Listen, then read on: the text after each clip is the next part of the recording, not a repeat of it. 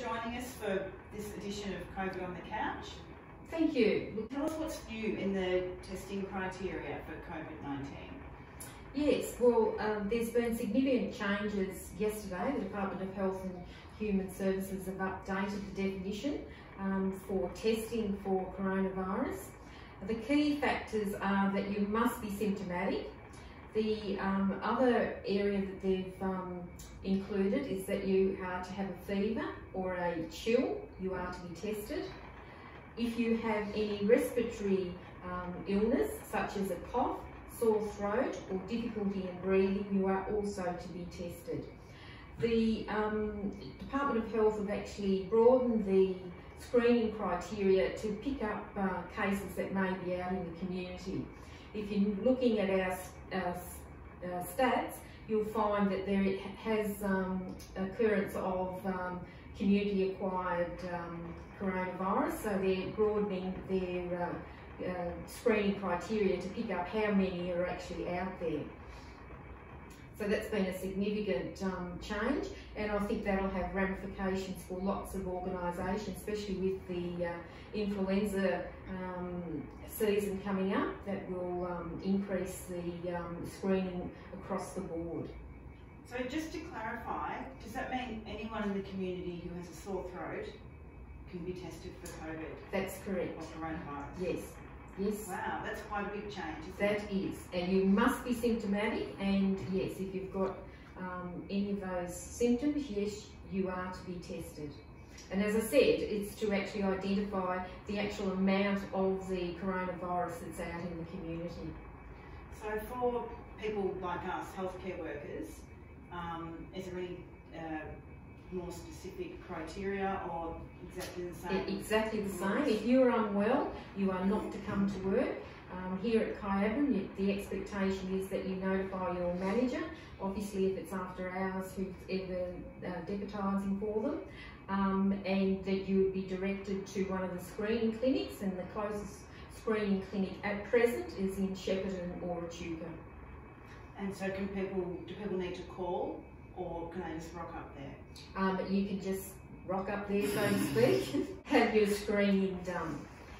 But as I indicated before, because the definition's broadened, there'll be a lot more testing, so there may be more clinics that come on board to assist with that screening. There's no plan for KDHS to have a screening clinic or centre? There has been some discussions, but at the moment, just at that preliminary stage. We obviously have to look at the demand that's in the community, and we also have to look at resources and the actual supply of swabs to actually run the clinic. How are we going for influenza immunisation numbers here at KDHS? We're going very well. We've been running consistent clinics this week, and we've had Marg McLean and Trish conducting the vaccination service with me assisting.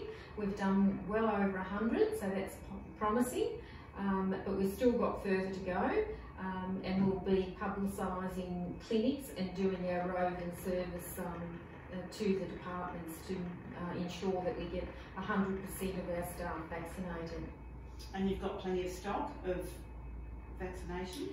Yes, we have stock available for healthcare workers. Unfortunately, at this stage, we haven't received our stock for inpatients. Aged care, now there's quite a strict rule now that everyone who works in aged care or visitors or enters the building in any aged care facility has to be immunised against the flu.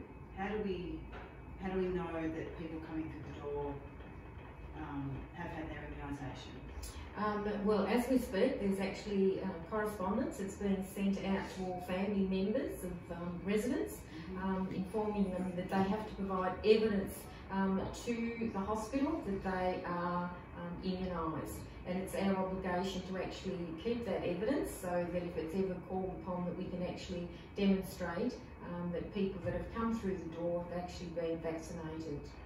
We've actually also looking today, actually, Michelle's been very busy looking at our contractors, because we have quite a few contractors that come through our healthcare service, and they also have to be vaccinated, and they're providing the evidence as well.